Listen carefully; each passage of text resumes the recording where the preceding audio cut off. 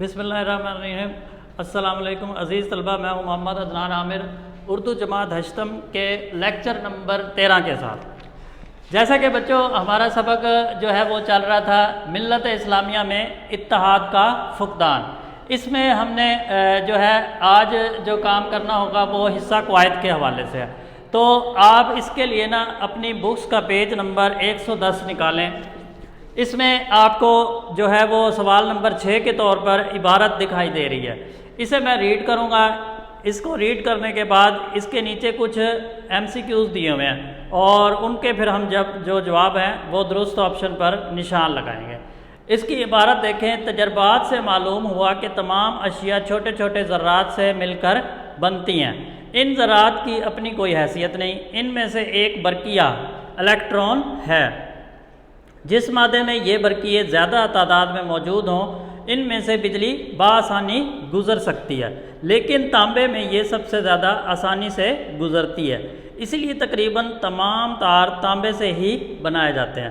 آپ اس بارے میں اس بات سے واقف ہیں کہ جتنے بھی بجلی کے تار ہوتے ہیں ان میں تانبے کا استعمال یقیناً ہوتا ہے۔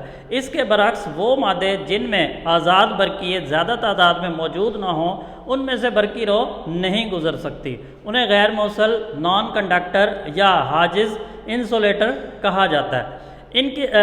ان کی مثالیں لکڑی، ربڑ، پلاسٹک وغیرہ کی ہیں۔ اسی لیے بجلی کی تاروں کے بیرونی خول پلاسٹک یا ربڑ سے بنائے جاتے ہیں۔ اسی طرح بعض مادے مثلاً کاربن اور سلیکون وغیرہ بجلی گزارنے کے لیے اتنے کمزور ہیں کہ جن میں سے بجلی کی رو گزرتی ہے تو وہ بہت مزاحمت پیدا کرتے ہیں اور بجلی اور روشنی پیدا کرتے ہیں۔ بجلی کا کمکمہ یعنی کہ بلب اسی اصول پر بنایا گیا ہے۔ اب دیکھتے ہیں اس کے کچھ جو ہیں وہ سوال دیے ہیں ان کے کچھ آپشن ہیں، اس پہ ہم نے درست اور جو آپشن ہوگا اس پہ نشان لگانا ہوگا۔ پہلا پوائنٹ دیکھیں، تمام اشیاء کس سے مل کر بنتی ہیں؟ نمبر 1 ہے مادے سے، چھوٹے ذرات سے، برقیوں سے، نیوٹران سے۔ تو اس کا جو درست جواب ہوگا وہ ہوگا دوسری آپشن، چھوٹے ذرات سے۔ دوسرا پوائنٹ دیکھیں، جس مادے میں الیکٹران زیادہ تعداد میں موجود ہوں انہیں استعمال کیا جاتا ہے کس لیے؟ بجلی گزارنے کے لیے، برقی رو روکنے کے لیے، آواز گزارنے کے لیے، حرارت حاصل کرنے کے لیے۔ تو اس کا جو درست جواب ہوگا وہ آپ نے نشان لگانا ہے بجلی گزارنے کے لیے۔ تیسرا پوائنٹ دیکھیں، جن مادوں سے بجلی بآسانی گزر سکتی ہے انہیں کہتے ہیں حاجز، غیر موصل، موصل، سلیکون۔ تو اس کا جو درست جواب ہوگا وہ ہوگا تیسرا آپشن، موصل۔ اسی طرح چوتھا پوائنٹ دیکھیں، عموماً برقی رو گزارنے کے لیے تار بنائے جاتے ہیں کس چیز سے؟ ربڑ سے، لکڑی سے، فائبر سے اور تانبے سے۔ تو اس کا جو درست جواب ہوگا وہ ہے تانبے سے۔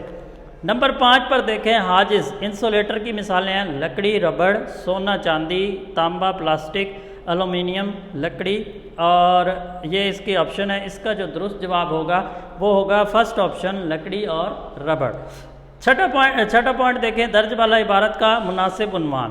الیکٹران کا استعمال، بجلی کی دریافت، موصل اور غیر موصل مادے، بجلی کا بلب۔ تو اس کا جو درست عنوان ہوگا، مناسب عنوان ہوگا وہ ہے پہلا آپشن، الیکٹران کا استعمال۔ تو عزیز بچوں یہ ہے آج کا لیکچر۔ اس میں آپ نے اسے اچھے طریقے سے یاد کر لینا ہے اور اچھے طریقے سے اسے یاد کرنا ہے۔ باقی جو یہ سبق ہے تقریباً ہمارا کمپلیٹ ہو چکا ہے، اسے بھی مکمل طور پہ آپ نے اچھے طریقے سے یاد کرنا ہے۔ والسلام، شکریہ۔